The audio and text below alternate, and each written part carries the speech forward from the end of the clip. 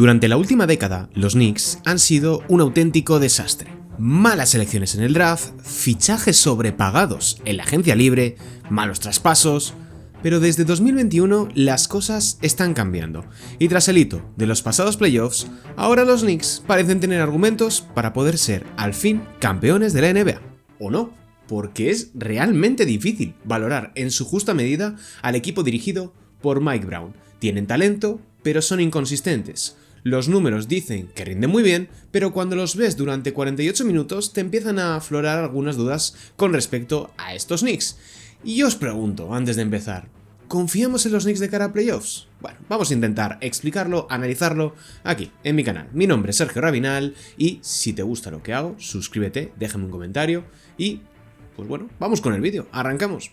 He's still Michael Jordan. Doncic pulls up, three-pointer. Bang! LeBron James with no regard for human life.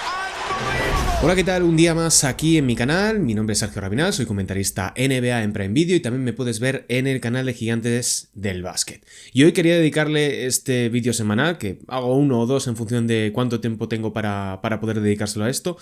Y quería dedicárselo a los Knicks, porque más allá de que me toquen esta semana en el Knicks Celtics, que va a ser bastante importante de cara a la clasificación de la temporada regular, aunque los verdes ya les han ganado tienen creo que 2 partidos de ventaja respecto del conjunto neoyorquino. Sí que es cierto que van ahora mismo los neoyorquinos ganándoles el duelo de temporada 2-1, con lo cual en caso de que haya empates de aquí al final, pues puede ser un partido bastante importante en ese sentido. Pero quería dedicarles este vídeo porque preparándolos me dan la sensación, sobre todo, de ser un equipo extremadamente complicado de leer. Ser un equipo bastante difícil de sacar conclusiones sólidas y sobre todo pensando en playoffs, pensando en la postemporada, no tengo en absoluto claro ni cuál es su suelo ni cuál es su techo. Bueno, evidentemente su techo sería ser campeones de la NBA, pero a lo que voy, no sé cuál es el punto medio en unos Knicks que han sido irregularmente regulares o regularmente irregulares en ese sentido, no sé muy bien cuál sería el término, pero a lo que voy, que estos Knicks empezaron bastante inconsistentes la temporada, tenían bastantes dudas con respecto a Mike Brown, no consiguieron empezar del todo bien, balance de 13 victorias y 7 derrotas en esos primeros 20 partidos, pero gracias a las eliminatorias de Copa, eliminatorias y cierre de fase de grupos, consiguen mejorar, consiguen encadenar buenos partidos. De hecho, se acaban proclamando campeones de esta Emirates NBA Cup. Y después de la Copa es cuando sufren este virus Copa de la NBA, donde todos los equipos que la ganan en las semanas posteriores pues se vienen abajo. Tienen un balance de 7 victorias y 10 derrotas en los 17 partidos siguientes después de haberse coronado como campeones del torneo copero. Todo ello con un menos 4,3 de net rating. Ahora bien, lo que pasa es que después de ese mes natural, de esos 30 días después de haberse coronado como campeones, los Knicks han empezado a ganar de manera muy consistente. Desde esa fecha, desde ese 18-19 de enero, tienen una marca de 26 triunfos por 11 derrotas. Para que nos hagamos una idea, solamente Oklahoma City Thunder, los Charlotte Hornets y los San Antonio Spurs han tenido un mejor balance de victorias y derrotas en ese mismo tramo. 3 de los equipos de los que más se ha hablado en esta segunda mitad de temporada, los que en mejor racha junto con Detroit y junto con Boston llegan al cierre de la temporada regular, y eso lo que les permitió al mismo tiempo es tener un balance más 10,1 que tengo aquí apuntado de net rating desde ese 18 de enero, es decir, prácticamente durante todo lo que llevamos de 2026. Y la verdad es que no sé muy bien qué posición tomar con respecto a los Knicks, porque tengo argumentos a favor, argumentos en contra del rendimiento que están ofreciendo los de Mike Brown. ¿Pueden tomar el este o van a seguir desaprovechando la que es probablemente su mejor oportunidad de ser campeones de la NBA desde 1994-1995? Es decir, en el corazón de los años 90, cuando se retira Michael Jordan por primera vez. Van a ser terceros, nada, salvo hecatombe de Boston o de repente que los Cavaliers se vuelven locos, van a acabar terceros de la conferencia que está francamente muy bien. Tienen a los Celtics a 2 partidos de distancia y a los Cleveland Cavaliers a 1. No obstante, los Knicks tienen un calendario bastante difícil de leer, bastante complicado, porque se enfrentan a Boston, que ya hemos hablado, se enfrentan a Toronto y se enfrentan a Charlotte.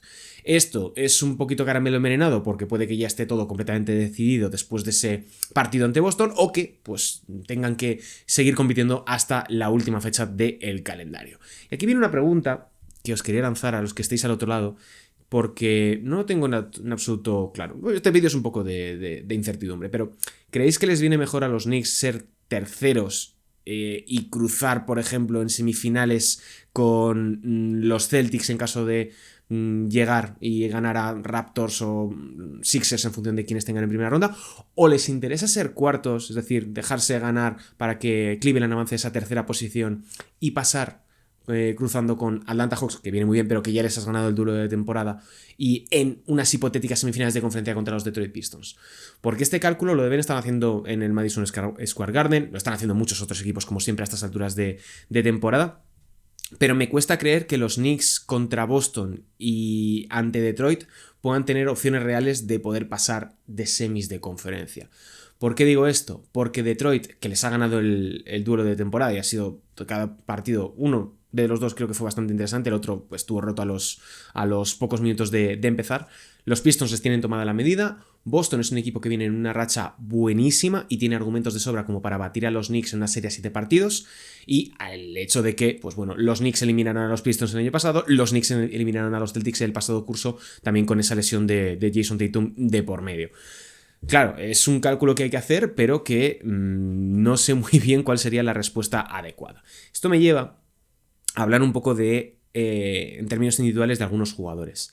Creo que Jalen Brunson está teniendo una temporada otra vez sensacional, confirmándose el gran acierto que ha sido la apuesta por el ex de los Dallas Mavericks cuando pues bueno, no parecía que pudiera convertirse en una estrella de este calibre. Podía ser un borderline all-star, pero lo que estamos hablando es de probablemente el mejor base que hayan tenido los Knicks desde Walt Frazier, porque Mark Jackson está bastante lejos de él. Stephen Marbury también está bastante lejos, como es lógico, de Jalen Brunson, un tipo que está en 26 puntos, 3,4 rebotes, 6,8 asistencias, lanzando el 46% de acierto en tiros de campo, 37% en triples, que es el sexto, tengo un montón de datos, sexto jugador con más drives de toda la NBA con un 52% de acierto, 51,8, redondeamos hacia arriba, un décimo jugador de toda la competición con mayor uso ofensivo, casi rozando el 30%, va camino de tener otra temporada por encima de ese 30% de uso ofensivo, que es una auténtica barbaridad para una plantilla tan repleta de talento y de armas como es la de los Knicks.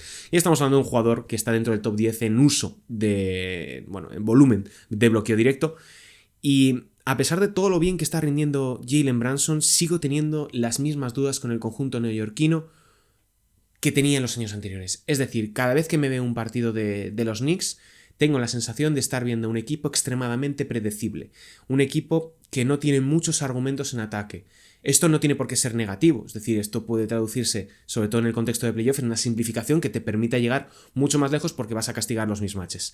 Pero sí que es cierto que me dan la sensación, desde un punto de vista más personal, de que los Knicks son un conjunto que puede llegar un momento en el que colapse desde un punto de vista ofensivo, porque no tenga armas, porque anulada el efecto Jalen Brunson, agotado desde el punto de vista físico, porque le merman desde la defensa o porque él no está acertado, que puede pasar en cualquier momento, puede que el equipo tienda a colapsar o venirse abajo en el peor momento. El año pasado no sucedió, tuvo una temporada, unos playoffs sensacionales de Jalen Brunson, estuvo muy cerquita, las cosas como son de meter a los Knicks en finales de la NBA, que hubiese sido un hito ya incluso mayor que lo que ya supuso para la franquicia volver a unas finales de conferencia por primera vez desde el año 2000, pero sí que es cierto que los Knicks siguen teniendo una enorme dependencia de Jalen Brunson.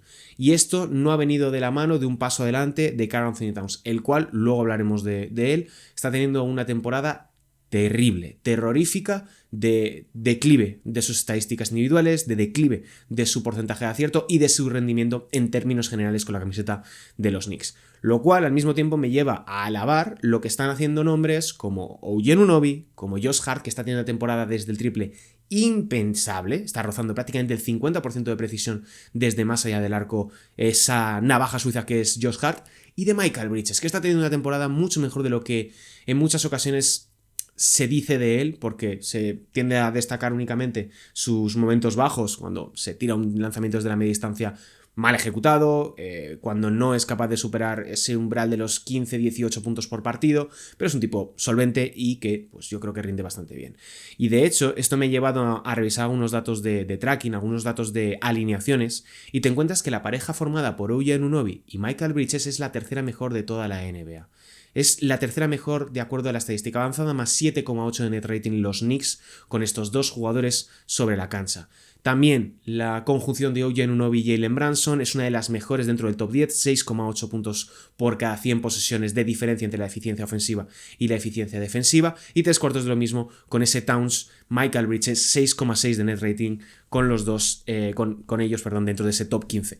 Y creo que aquí el factor común, lo que más se repite, es la presencia de OG Anunoby, un jugador que cuando llegó a los Knicks, traspasado desde Toronto, tardó poco en lesionarse. Es un jugador muy tendente a los problemas físicos, menores siempre, pero de estas lesiones que te impiden estar de manera constante con el equipo, sea por un golpe, sea por una cuestión muscular. Nunca un tema que sea extremadamente grave, pero sí que le impide estar de manera consistente con el equipo. Este año lo que estamos viendo es todo lo contrario. Es un jugador que se ha sentado en 17 puntos, 5,3 rebotes, 3 asistencias, 1,6 robos y 1,7 tapones. Para mí es el alma de la defensa, porque podemos hablar de lo bien que protege Michael Bridges en ayudas, por ejemplo, cuando hablamos del sistema defensivo de los Knicks. La importancia de Mitchell Robinson para proteger la pintura saliendo desde el banquillo. También el control del rebote. Lo importante que es Josh Hart en muchos momentos haciendo cosas que no se notan en primera instancia, pero que cuando pones un poco de atención te das cuenta de su relevancia en estos Knicks. Pero cuando hablamos de OG Anunoby, estamos hablando de un jugador que puede pasar en la misma posesión de ser crucial en el 1 contra 1, de abandonar su marca e ir a un robo, ya sea una línea de pases, uno de los mejores interpretando líneas de pases de toda la NBA, como también saltando a la ayuda y siendo fundamental en las rotaciones del conjunto neoyorquino.